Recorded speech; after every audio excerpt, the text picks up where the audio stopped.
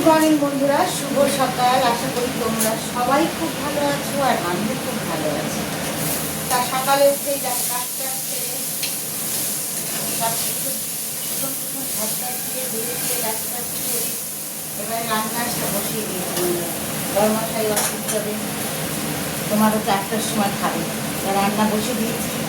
কি রান্না করেছি চলো তোমাদেরকে দেখিয়ে দিই। মানে কতটুকু হয়েছে পুরোটাই কমপ্লিট করে ফেলেছি খাওয়ার আগে।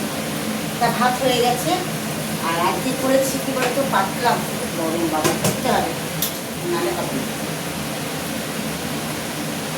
দেখো পাতলা মসুরির ডাল হয়ে গেছে 1 বাটি। আর এখানে করেছি গোল গোল চাকা চাকা বেগুন ভাজা। আর এখানে আলু ভাজা বসিয়েছি পেঁয়াজ কাঁচা লঙ্কা দিয়ে। আর এর মধ্যে একটু পোস্ত আমি ছড়িয়ে দেবো।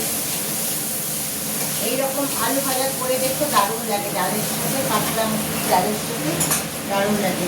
আরেকটা জিনিস রান্না করবো,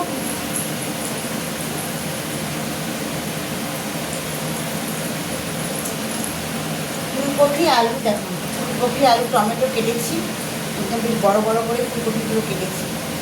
আজকে ফুলকপি আলুর একদম মাখা মাখা একটা তরকারি হবে, ফুলকপি কষাও বলতে পারো। হ্যাঁ, আজকে তো ফুলে নেবে বন্ধুরা। এটাই আজকে আর মাছ টাছ করলাম না, মানে গরমের মধ্যে ইচ্ছে করছে না, বুঝলি। মনে হচ্ছে পাতলা হচ্ছে ডাল ভাত। এতটাই গরমে সকালবেলায় প্রচণ্ড গরম। সকালে একটু চান হয়ে গেছে আমার একটা, তাহলে কত সকালে উঠে চিন্তা করে। তা দেখো আলু ভাজার মধ্যে পোস্তটা আমি দিয়ে দিচ্ছি। আর আমি ব্যবহার করি কিন্তু জেকে সব মালই ব্যবহার করি, জেকে কমটা। এইভাবে পোস্তটা মশলা দিয়ে আলু ভাজাটা করে খেয়ে দেখো, যদি ভালো লাগে অবশ্যই কমেন্ট করে জানিও। আর কে কে এইভাবে বানিয়ে খাও সেটাও কমেন্ট করে যাও। এইভাবে আলু ভাজাটা করে খেয়ে না দারুণ লাগে। মানে গরম ভাত, তার সাথে পাতলা মসুর ডাল, একটু লেবু আর এরকম করে খেয়ে।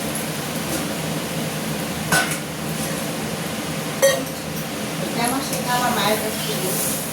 আমার মা খুব করতো এটা। আজকে খুব মনে পড়ে মায়ের রান্নাগুলো যখন করি, তখন খুব মনে পড়ে মায়ের কথা। মা তো আজ নেই আমাদের কাছে।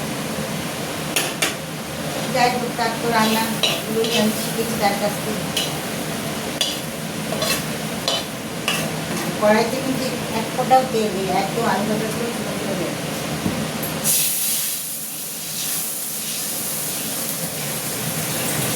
আমি কড়াইটা ধুয়ে আবার বসিয়ে দিলাম, যেহেতু আলুটা করবো, ফুলকপি আলু কষা। দেখো এই দেখো কি সুন্দর একদম আলু ভাজা দিয়ে হচ্ছে। তা এর থেকে বেশি তোমাদের দেখাতে গেলে ভিডিওটা অনেক বড় হয়ে যাবে। তাহলে চলো এখনকার মতন টাটা।